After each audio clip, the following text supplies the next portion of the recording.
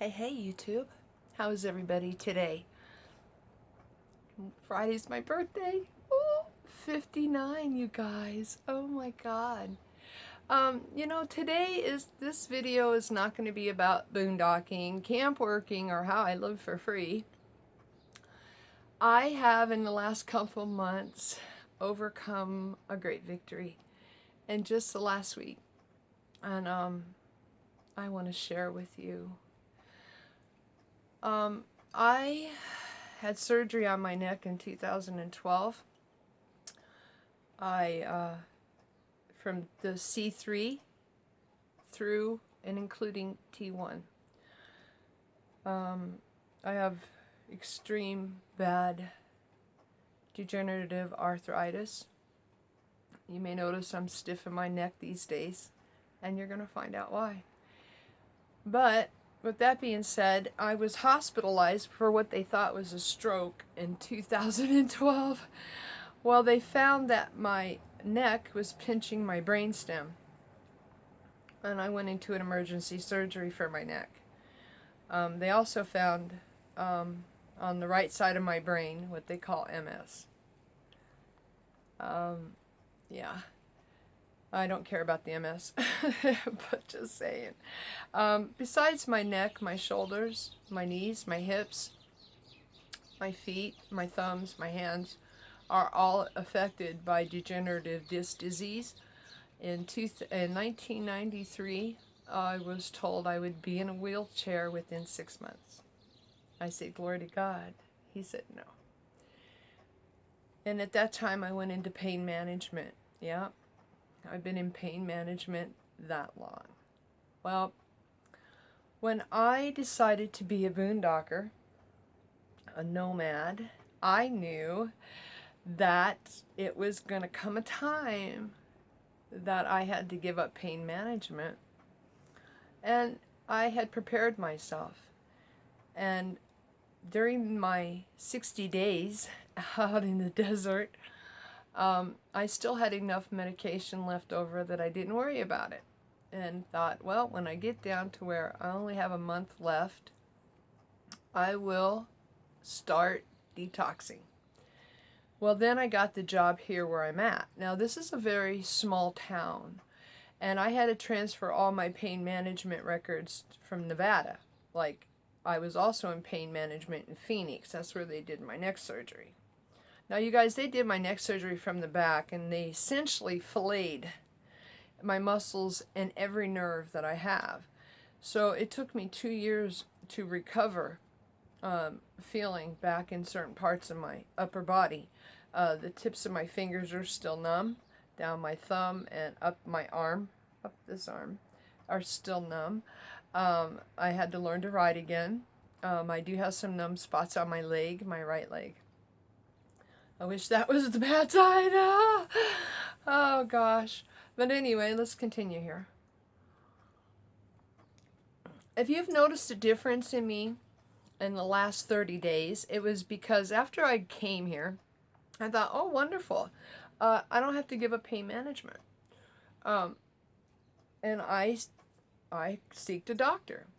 Well, the doctor in this little town wanted to install an apparatus attached to my spinal cord that every time I was in pain, I would push a button and zap my spinal cord.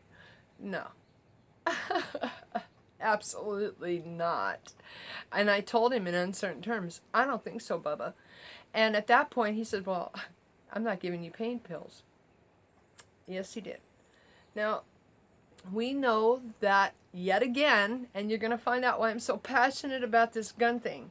Yet again, because of criminals, President Trump, and who I voted for, President Trump has called to take away pain management. Now, in 2010, we were granted the right to live pain-free. President Trump has taken that away. And now, all the pain managements are restricting, not only restricting, but bringing down their clients. And because of this thing that President Trump has done. Yes, I'm still a supporter. But because of the criminals who sell their drugs, still drugs, we, again, law-abiding citizens, are being penalized. Now, you guys, I've been in pain management almost 30 years. I have no strikes against me. I have never lost my drugs, never sold my drugs. I've never gone to one pain clinic without signing out of the other pain clinic. I've never changed pharmacies without notification. I have no strikes against me in 30 years. But he still took my pain meds away. So with that being said, I came home, I called the DEA, and I told them, I want you to look up my record. And they said, no, absolutely not. You have no strikes against you. But this doctor, and I can't do anything about it. I live too far from Phoenix to travel in there once a month. And the fact is that there's going to come a time, you guys, that anybody who is on morphine is going to be taken off. And the sad part is you can't even sell morphine that I was on the streets. Most of mine were 12-hour pills. They had a coating on them that you can't dissolve. And they stay in your system 12 hours. So drug addicts can't use them. They can't snort them. They can't shoot them. They can't smoke them. But the other stuff they want to put you on can absolutely be sold on the streets or stolen from you. So my video today is how I managed to detox off of 150 milligrams of morphine a day. I know, right? And you know what? That's not even a high dose. I always kept my dose as low as I could because I never wanted to be like these people that are on 600 milligrams a day. Yes, I'm not kidding. I never wanted that. I went from 15 milligrams a day 3 times a day to 30, and that's as high as I ever went in 30 years. Now, I have extreme anxiety disorder as well, and in 2009, I had been on Xanax since 1997 when it first came out, and I had gotten up to 3 milligrams a day, and if anybody knows this, they know that's a high dose. I mean, most people get 0.25. I was on 3 full milligrams a day.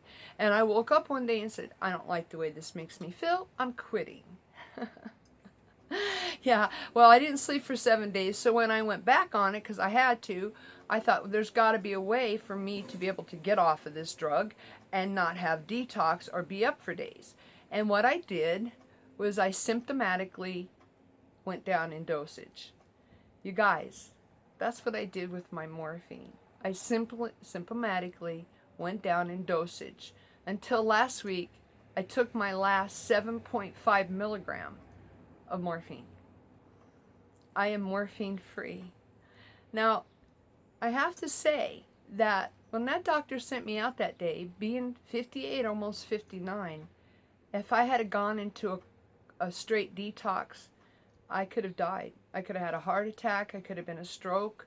Because not only was I mentally dependent on this drug, my body hadn't functioned without it for years, you guys. I'm talking 20, 30 years.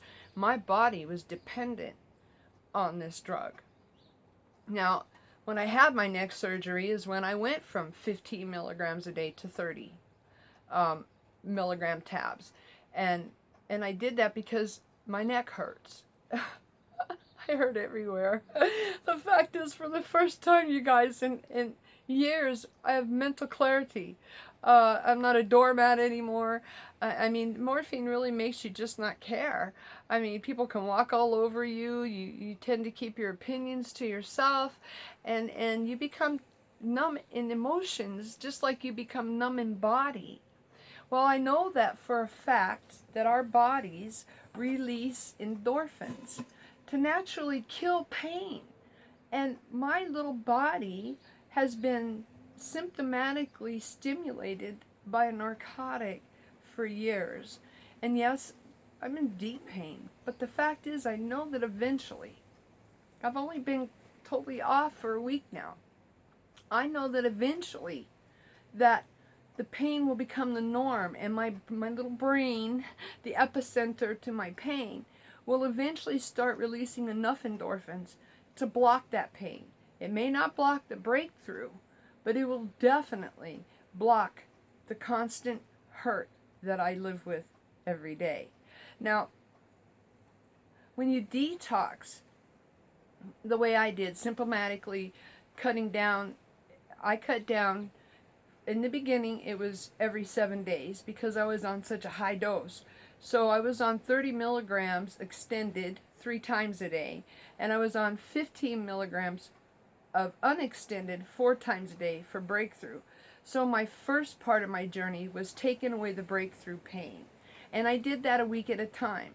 So for the first week, I was still taking all 3 of my extendeds and just 3 of my breakthrough. And the next week, all extendeds, 2 of the breakthrough. And so you see how I symptomatically broke that down. Now, when I got to just the extended stays, 90 milligrams a day, that was the hard part. Because I didn't just take, you can't cut those pills in half. So what I did was I had to drop 30 milligrams every week. Yeah, it's been difficult. It's been difficult, but at this point, it's been so worth it. You know, I didn't suffer lack of sleep. When you detox, you go through extreme physical changes. You can't sleep. You get hot, cold sweats, you puke, you have diarrhea, mental is amazing. The mental that you go through. And you guys, when you just quit cold turkey, this goes on for 7 to 10 days and sometimes longer. So I didn't want to endure that. I was afraid to endure that. I'm so old. I was afraid it would kill me. And during the time that I have symptomatically cut myself down, weaned myself off per se, I had like flu symptoms, lightly. I never missed sleep. There were nights I woke up several times in pain, but I did that while I was on my pain meds. I'm gonna always wake up in pain. My body gets stiff, it locks up, I have to wake up. So it's like a built-in mechanism to keep my joints moving. You crave sweets and chocolates. So inadvertently, I went from 119 pounds to 127 pounds. Now, to me, that's a whole size pant size. It drives me nuts. But the fact is that I can lose that weight very easily, very easily. So what I want you all to know is I'm sharing with you a personal triumph. This girl, after being in pain management for over 30 years, is drug-free. I take ibuprofen now, and I wait for my body to quit hurting. You know, I'm not able to hike at this time.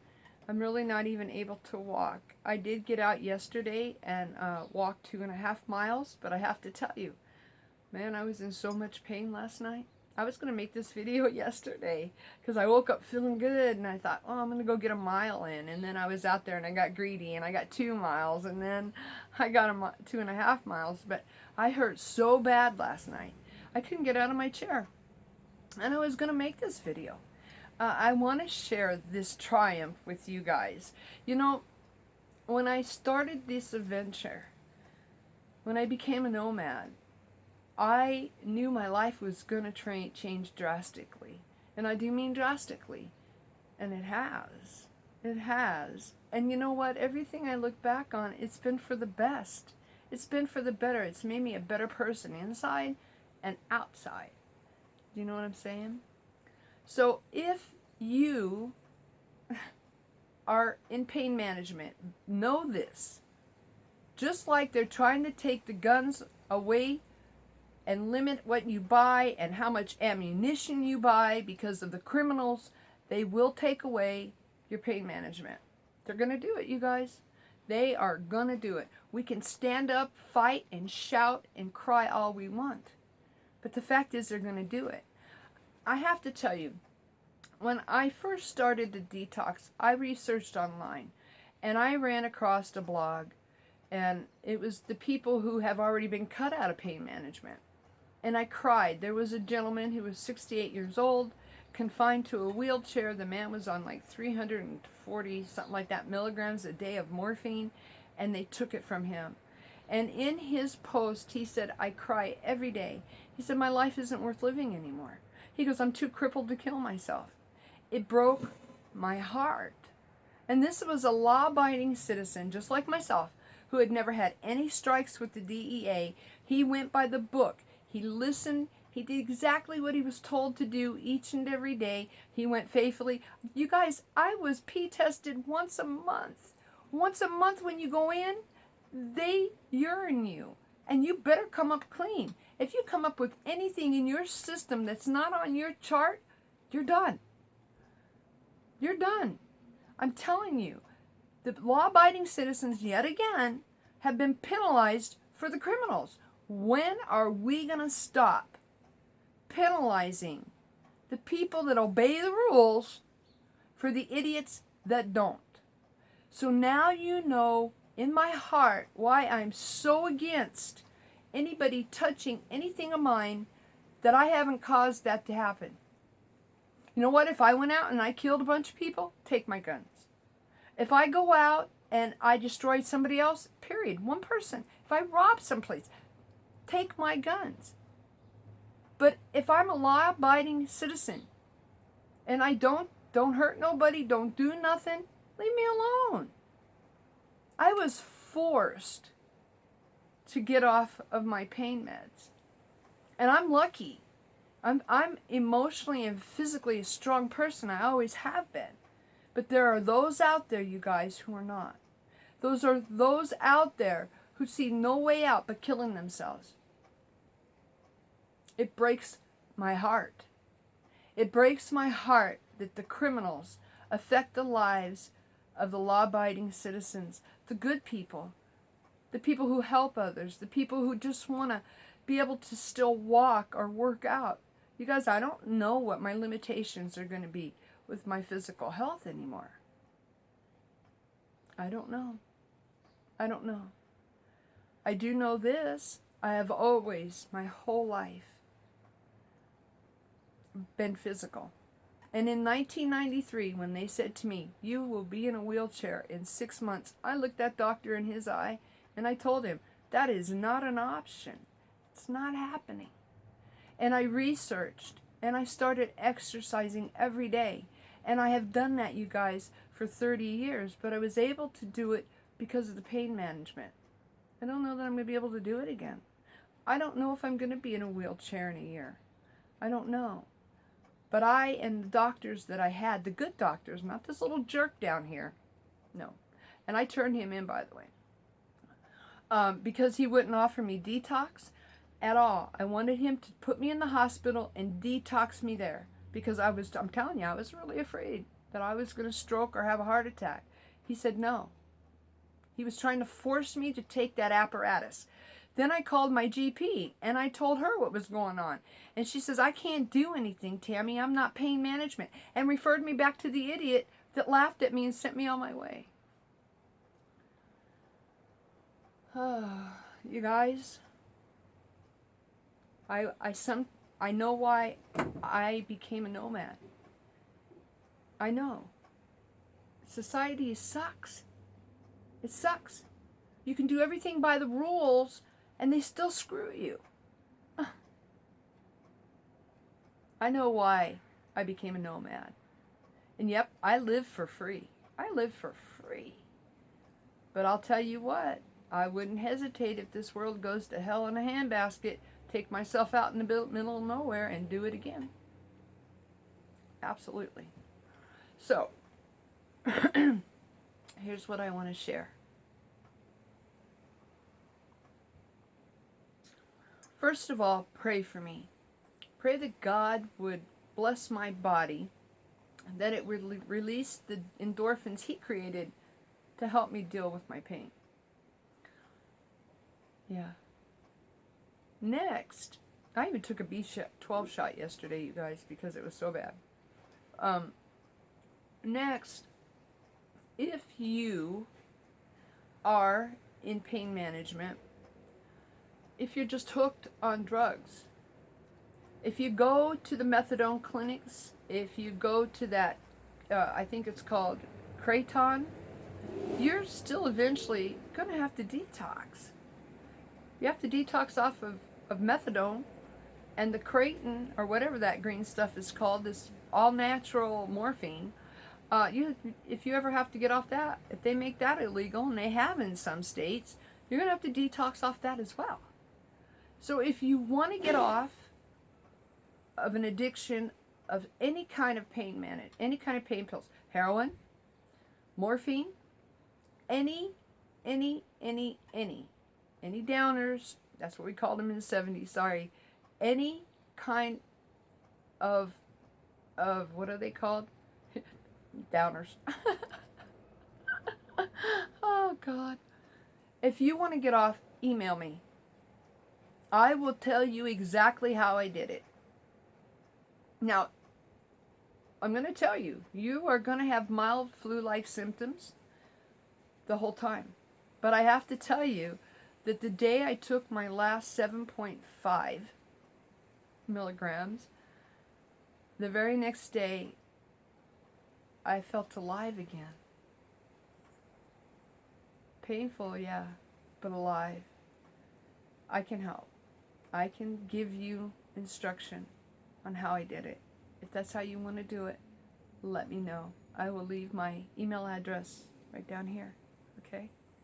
So, that'll also tell you guys why that dear little, 7 or 8 pounds that I put on that's driving me nuts, will also tell you why I went back on my keto diet. Well, guess what I found out Friday? You know, I haven't dieted in years. Last year, I ate probably 20 suckers a day. I was addicted to Tootsie Pops. I had ice cream every night before bed. I ate my favorite cereal at the time, so it's Lucky Charms. I didn't restrict anything in my diet, and I definitely didn't restrict sugar. Well, what I didn't realize is when I went on the keto diet in June, July of 2017, when you're on the keto diet, you have to restrict calories. Well, I had always lived on a restricted calorie. I've never been a glutton. I was very heavy at one time, 240 pounds. And I lost that weight by cutting my intake. I don't diet. I don't cut anything out of my diet. I hadn't done that for 20 years, and I never got fat again.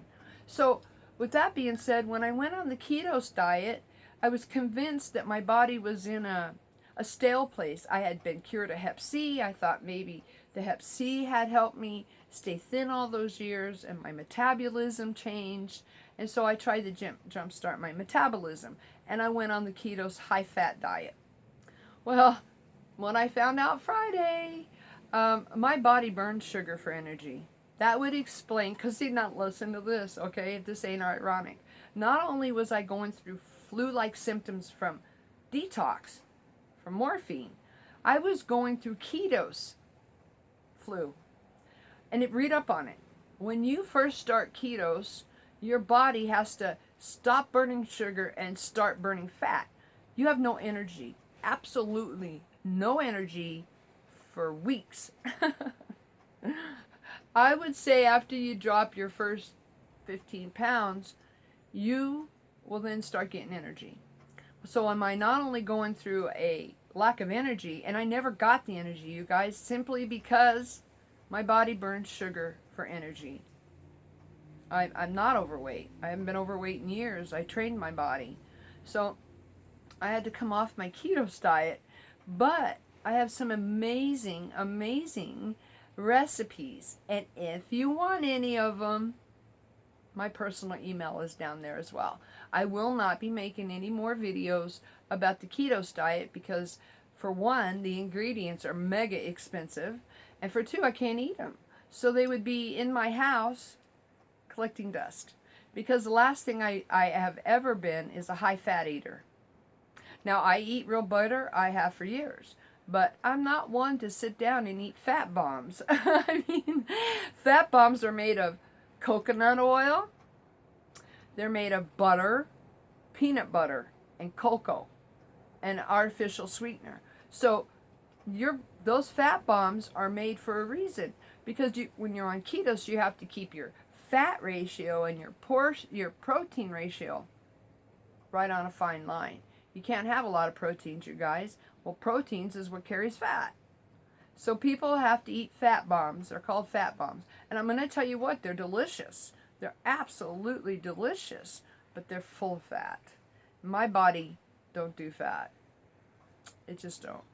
So I have amazing recipes. I have a flourless cake recipe. I have hot chocolate recipes. I have all kinds of keto recipes. I have an amazing cauliflower crust pizza. I mean, there's so many things that I have the recipe for. But I want you to know that there are tons of videos here on YouTube that will help you as well. Now, I don't like almond flour. I don't like the taste. I don't like the texture. I do like coconut flour, very little, but I really, really like the other grain I was using, and I can't think of it right now. Flax. I love flax meal. I'm going to still eat my flax meal. And my coconut flour. I used to make homemade bread, and I made it constantly. So I'm sorry for anybody who may have joined my channel for the ketos, but I won't be doing ketos recipes anymore. Sorry, but I'm more than willing to help if you want it. The ketos diet, as with any diet, you guys, you're restricting calories. So if you're on the ketos diet and you're not seeing any weight loss, actually I gained weight on it, believe it or not. The last 3 pounds I gained was on my ketos diet. Go figure. That's when I figured out, uh-oh, this girl burned sugar. And then I looked back on my food diaries for the last 10 years. There's low fat, high sugar. So, yeah, and since, I got to tell you, it's been 4 days since I quit my ketos. Not only do I have mental alertness, but I've lost 3 pounds. I was at 131, and I'm down to 127 again. So I lost those pounds just going back to what I used to eat. Just saying. So know your body. And if you're on a new lifestyle, because I don't like to say the word diet, if you're on a new lifestyle and you're not seeing results and you feel like crap, you might want to sit down and evaluate what's going on in your body. We're all different. I did want to share my journey, and I wanted you all to know that if I, who's going to be 59 on Friday, can kick morphine after 30 years, so can you. You know, I don't believe in substituting one drug for another. I don't believe in substituting one habit for another. I believe that we can do all things through Christ who heals us. And if you don't believe in Christ and you don't believe in God, your mind is so strong. You guys, we only use 1/4 of it. If you see yourself sick, you're going to be sick. If you see yourself healthy and vibrant, you're going to be healthy and vibrant. If you see yourself succeeding, you will succeed.